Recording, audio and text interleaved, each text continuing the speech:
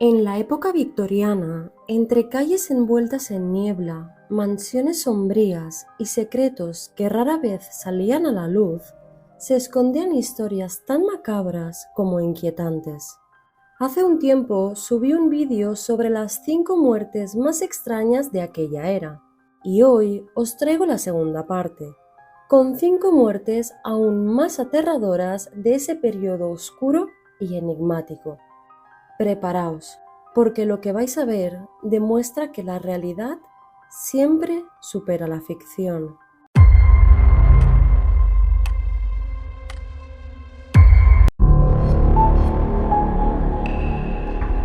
En la Inglaterra victoriana de finales del siglo XIX, la muerte no siempre era definitiva.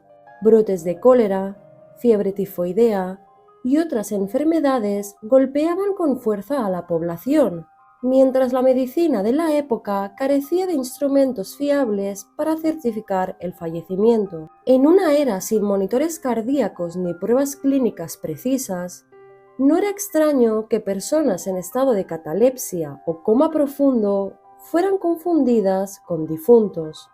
Este temor a ser enterrado vivo, conocido como tafofobia, ya había sido advertido en el siglo XVIII cuando el profesor de anatomía Jacques Benin Winslow publicó su tesis Los signos mortales en 1740. Donde documentaba casos de personas que habían revivido en su tumba o frente a médicos forenses. Durante el siglo XIX, la prensa y la literatura alimentaron aún más esta angustia. Escritores como Edgar Allan Poe, con su relato El entierro prematuro, consolidaron el miedo colectivo, hasta el punto de que muchos exigían ser enterrados únicamente cuando su cuerpo mostrara señales claras de descomposición o en ataúdes especialmente diseñados. A lo largo del siglo XIX se inventaron diferentes tipos de ataúdes para que las personas que no habían fallecido y habían sido enterradas erróneamente pudieran salir al exterior.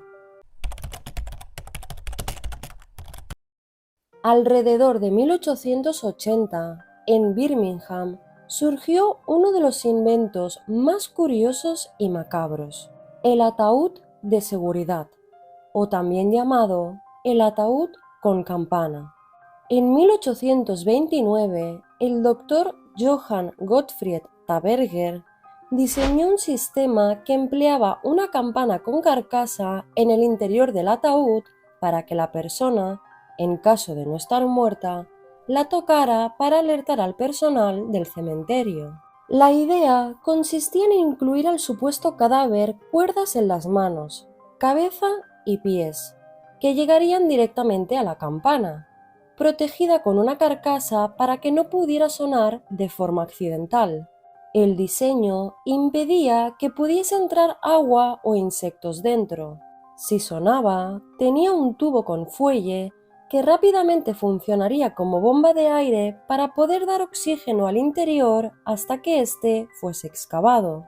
Como las campanas habían fallado en varias ocasiones, el inventor estadounidense Franz Bester ideó una patente emitida en 1868 que añadía, además, otros elementos, como una cuerda y una escalera.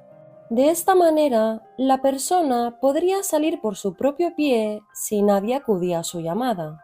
Los más avanzados tenían un sistema que detectaba el movimiento en el pecho que accionaría una bandera, una campana y aire fresco. En ocasiones, las propuestas no surgían de los inventores, sino de los propios pacientes o incluso de personas sanas que, influenciadas por el miedo colectivo de la época, la llamada tafofobia, temían ser enterradas vivas tras escuchar o presenciar historias de gente que despertaba dentro de su ataúd. Un ejemplo de ello fue el del médico Clark Smith, quien ordenó que en su tumba se colocara una ventana a 6 pies sobre él y centrada directamente frente a su rostro, de modo que, en caso de no haber fallecido realmente, pudiera pedir auxilio y escapar. Con el tiempo, algunas patentes de ataúdes retomaron esta idea e incorporaron cristales a la altura de la cabeza, como ocurrió con el modelo diseñado por Eisenbrand. En 1887, Gael Bell presentó un diseño de ataúd que destacaba por primera vez la importancia de incorporar una tubería de aire para que la persona pudiera respirar mientras intentaba salir de la tumba. Este conducto se activaba en caso de detectar movimiento dentro del féretro y, en lugar de las tradicionales campanas, el sistema incluía además un aparato de alarma eléctrica que se ponía en marcha al abrirse la tubería de ventilación. Ya se había reconocido que el oxígeno era esencial para evitar la pérdida de conocimiento en una situación así.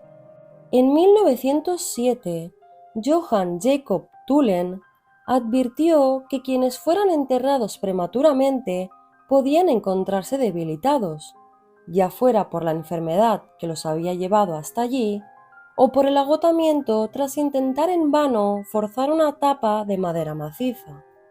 Por ello, propuso la incorporación de tapas de fácil apertura, con el fin de que los supuestos difuntos no perecieran en el intento de escapar, como ya había ocurrido en otros casos documentados. Según explicó al presentar su patente, con un esfuerzo muy leve de su parte, los enterrados podrán obtener de inmediato un suministro de aire fresco y, a continuación, abandonar el ataúd. En 1790, el duque Fernando de Brunswick mandó construir el primer ataúd de seguridad. Este incluía una ventana para la entrada de luz y un tubo que proporcionaba aire fresco. Una vez cerrada la tapa, se cosían 2 llaves en un bolsillo de su mortaja. En caso de que despertara dentro del ataúd, podría alcanzar las 2 llaves y abrirlo. La ventana también permitiría a los cuidadores del cementerio mirar periódicamente hacia abajo para ver si su cuerpo se estaba descomponiendo. Por otra parte, se afirma que la última solicitud de George Washington fue la siguiente: que me entierren decentemente, pero no permitan que mi cuerpo sea puesto en una bóveda antes de que transcurran 2 días desde mi muerte. El miedo se expandió tanto que en Inglaterra se fundó la Sociedad para la Prevención del Enterramiento Prematuro. Además, en algunos funerales, las familias contrataban veladores, que permanecían durante varios días junto a la tumba, atentos a cualquier sonido sospechoso. Este invento fue mucho más que una solución práctica. La campana en la tumba terminó convirtiéndose en un símbolo del terror a la muerte y del difuso límite entre estar vivo o muerto. Su eco inspiró relatos de horror, supersticiones y leyendas que todavía sobreviven en nuestro folclore. A finales del siglo XIX, Liverpool era un hervidero de comercio. Los barcos llegaban repletos de especias, telas finas y objetos exóticos procedentes de las colonias. Entre esas mercancías también viajaban animales nunca antes vistos en Inglaterra: loros de plumajes brillantes, serpientes e incluso monos que pronto se convirtieron en símbolos de estatus entre la alta sociedad victoriana. Tener una mascota exótica no solo era un capricho, sino también una forma de mostrar riqueza y distinción. La señora Agnes Windlesham, dama de sociedad y anfitriona de prestigiosas reuniones, no fue ajena a esta moda. En lugar de un perro o un gato, presumía de un mono traído desde la India, pequeño, de pelaje oscuro y ojos penetrantes que inquietaban a más de uno, era paseado con correo de seda y presentado con orgullo en cada encuentro social. Sus amigas, fascinadas pero temerosas, a menudo le preguntaban si no tenía miedo de que aquel animal pudiera ser peligroso. Ella, sonriente, solía responder: «Oh, solo es un poco temperamental». Pero aquel temperamento pronto mostró su verdadero rostro.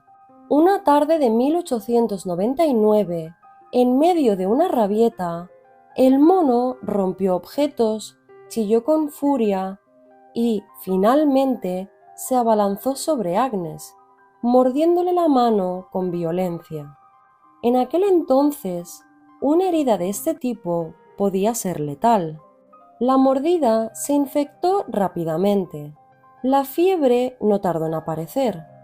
Y sin antibióticos ni tratamientos eficaces, los médicos solo pudieron ofrecer tónicos amargos y compresas frías. Nada detuvo el avance de la septicemia. Semanas después, Agnes Windlesham falleció, víctima de un capricho que se había convertido en tragedia. El mono, cada vez más agresivo tras el ataque, fue sacrificado. El caso conmocionó a la sociedad local y se sumó a otros incidentes similares que hicieron evidente el riesgo de tener animales salvajes como mascotas. Como consecuencia, varias ciudades inglesas comenzaron a establecer regulaciones para controlar esta práctica. Sin embargo, la historia no terminó con la muerte de Agnes. En Liverpool, los rumores no tardaron en extenderse. Algunos vecinos aseguraban que, en noches de tormenta, se escuchaban chillidos agudos provenientes de la mansión Windlesham, como si un mono invisible aún recorriera sus pasillos. Otros afirmaban haber visto una pequeña figura encorvada, con cola, moverse entre las ventanas iluminadas por los relámpagos. Así nació una de las leyendas más inquietantes de la ciudad, la del mono maldito de la señora Windlesham, un espíritu condenado a vagar por la mansión y, según se cuenta, dispuesto a atacar a cualquiera que ose profanar su antiguo hogar. En la segunda mitad del siglo XIX, la moda femenina imponía un ideal casi inalcanzable. La cintura debía ser tan estrecha como el talle de una avispa. Para lograrlo, las mujeres ajustaban sus cuerpos con corsés fabricados con varillas de ballena y acero, tan apretados que el aire se volvía un lujo, tan rígidos que hasta el latido parecía prisionero. En los salones de Edimburgo, aquellas figuras imposibles eran símbolo de refinamiento, sin importar las advertencias de los médicos, quienes ya empezaban a denunciar los riesgos de esta obsesión estética. En 1874, la tragedia se hizo visible con el caso de Lady Eleanor Whitcomb, una joven aristócrata de apenas 19 años. Durante el baile de invierno, Eleanor, cuyo porte era impecable y su figura perfecta, comenzó a sentir un dolor agudo en el pecho. La rigidez del protocolo social le impidió abandonar la velada, hasta que, horas después, se desplomó sin aliento. El veredicto médico fue tan cruel como inevitable. El corsé, ajustado con presión constante durante años, había deformado su caja torácica, fracturando varias costillas y perforando un pulmón, provocando hemorragias internas fatales. Sin embargo, Lady Eleanor no fue ni la primera ni la última. Apenas un nombre más en la lista de mujeres sacrificadas en el altar de la moda.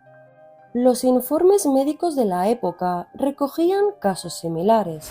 mujeres con tórax deformados, órganos desplazados, espinas dorsales curvadas e incapacidad de respirar profundamente. Aún así, en la prensa apenas se hablaba de ello. Los periódicos preferían dar espacio a los anuncios de modistas, perfumes y la promesa de alcanzar la figura perfecta. El corsé siguió reinando durante décadas en los cuerpos y en las costumbres, como un verdugo elegante al que nadie se atrevía a desafiar. Entre susurros, una frase justificaba aquellas tragedias.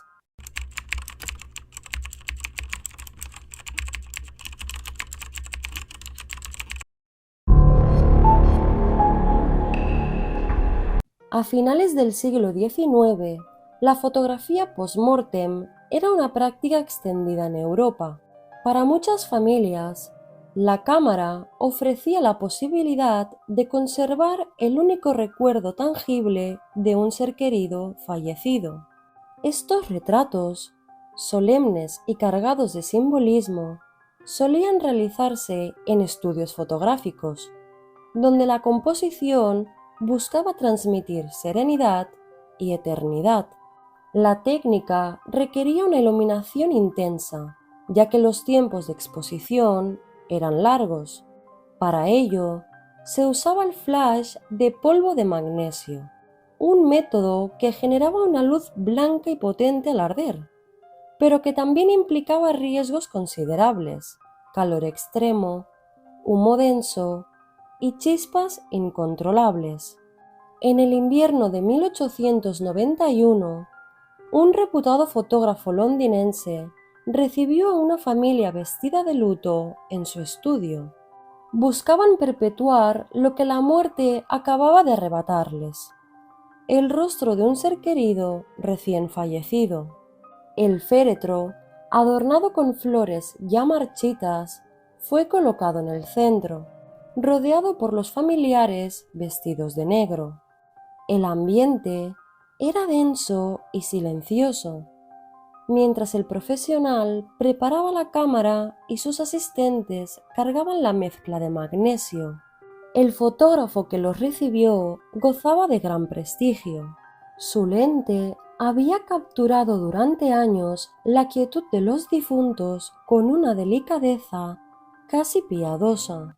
Sus retratos eran valorados por otorgar un aire sereno a quienes habían cruzado el umbral de la vida. Aquella tarde, sin embargo, sería su propio nombre el que quedaría grabado en las crónicas de lo macabro. La preparación era minuciosa: cortinas pesadas cerradas para aislar la luz exterior, los familiares colocados en torno al ataúd. En el aire se mezclaban el olor dulzón de las flores con el de la pólvora de magnesio, ingrediente esencial del flash, que, al encenderse, liberaba una llamarada blanca capaz de iluminar la escena como si fuese de día. Pero ese destello portaba consigo un riesgo latente: calor abrasador, humo sofocante y chispas caprichosas que podían convertir la ceremonia en una tragedia. Al encender el flash, una chispa accidental prendió todo el polvo acumulado, provocando una explosión súbita.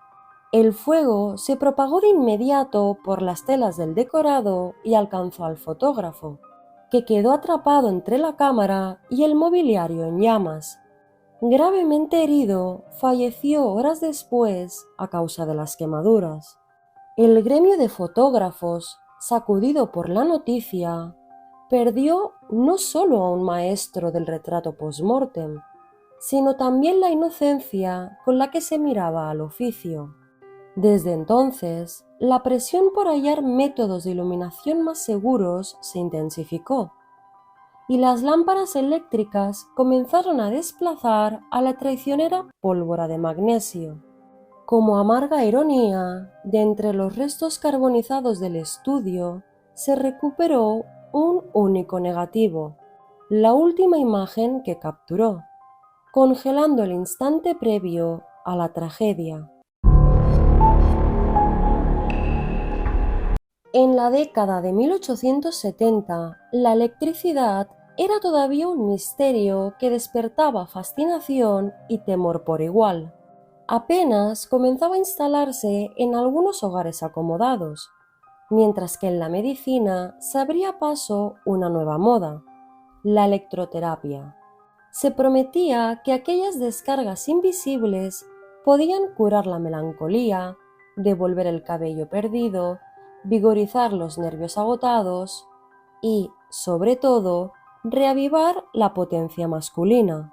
En las vitrinas de los comercios abundaban los aparatos eléctricos de uso doméstico, ingeniosos en apariencia, pero peligrosos en sus entrañas. En Brighton, un caballero de buena posición económica decidió adquirir uno de estos dispositivos, anunciado con grandes palabras como un estimulador de la vitalidad viril. El mecanismo era simple y seductor. Un generador manual que, al girarse, enviaba corrientes a través de dos electrodos cuidadosamente dispuestos sobre el cuerpo. El vendedor aseguraba que era completamente seguro y que bastaban unos minutos de uso para sentir un vigor renovado. Sin embargo, lo que debía ser una leve sensación de hormigueo se transformó en una descarga letal. El artefacto no contaba con reguladores de voltaje adecuados y el exceso de corriente provocó un paro cardíaco inmediato. El hombre falleció en el acto. La prensa, siempre atenta a lo sensacional, bautizó el suceso como el rayo artificial de la muerte. El accidente generó un gran revuelo en todo el país. Aunque las investigaciones policiales lo catalogaron como un infortunio, el caso impulsó a las autoridades a imponer regulaciones más estrictas para la fabricación y comercialización de aparatos eléctricos domésticos. Además, la tragedia despertó un creciente escepticismo hacia la electroterapia casera, que hasta entonces había gozado de gran popularidad. Y así, entre ataúdes con campanas, monos vengativos, corsés asesinos, fotógrafos consumidos por el fuego y máquinas eléctricas que prometían vida pero entregaban muerte, se revela una verdad inquietante. En la Inglaterra victoriana, la línea entre progreso y tragedia era tan delgada como un suspiro en la niebla. Gracias por llegar hasta aquí. Si os ha gustado el vídeo, no olvidéis darle like, suscribiros y activar la campanita para no perderos ningún vídeo. ¿Cuál es la muerte que más os ha impresionado? Os leo en los comentarios. Hasta la próxima.